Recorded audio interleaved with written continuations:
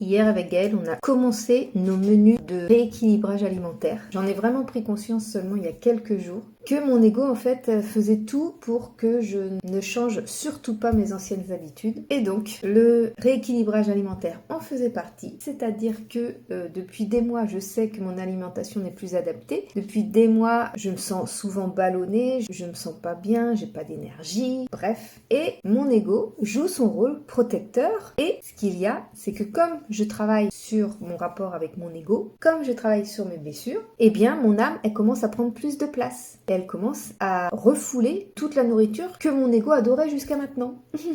Donc je me suis retrouvée à ne pas vouloir changer mes menus, mais à ne plus aimer ce que je mange actuellement. Alors que c'est ce que j'ai toujours mangé. Tout ce qui est frites, tout ce qui est pâtes, tout ce qui est à la crème, tout ce que j'adore est en train d'être refoulé par mon âme. Et donc, je me suis vue face à moi-même en me disant, bon, Nelly, tu choisis. Soit tu continues de manger des choses qui finalement ne te plaisent plus, mais que ton ego est content de conserver, et tu te sens pas bien, tu te sens ballonné, ou alors tu acceptes de changer. Waouh, le changement, il aime pas ça l'ego. Tu acceptes de changer, de modifier ton alimentation et de tester des choses. Et donc, mon ego, forcément au départ, qu'est-ce qu'il a fait?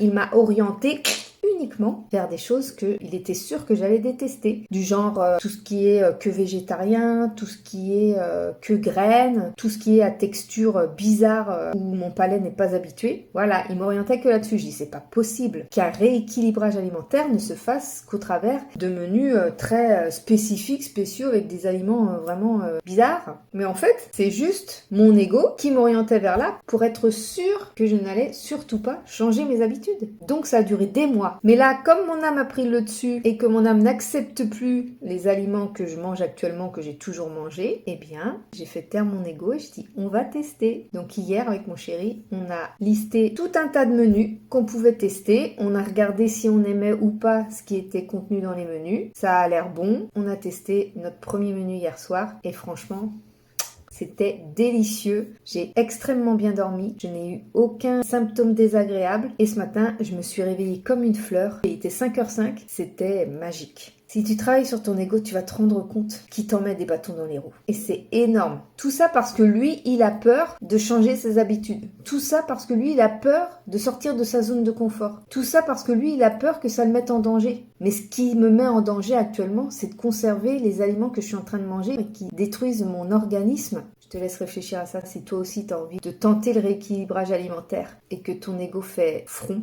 Écoute ton âme ou viens travailler avec moi dans mes accompagnements. Allez, je te fais des gros bisous.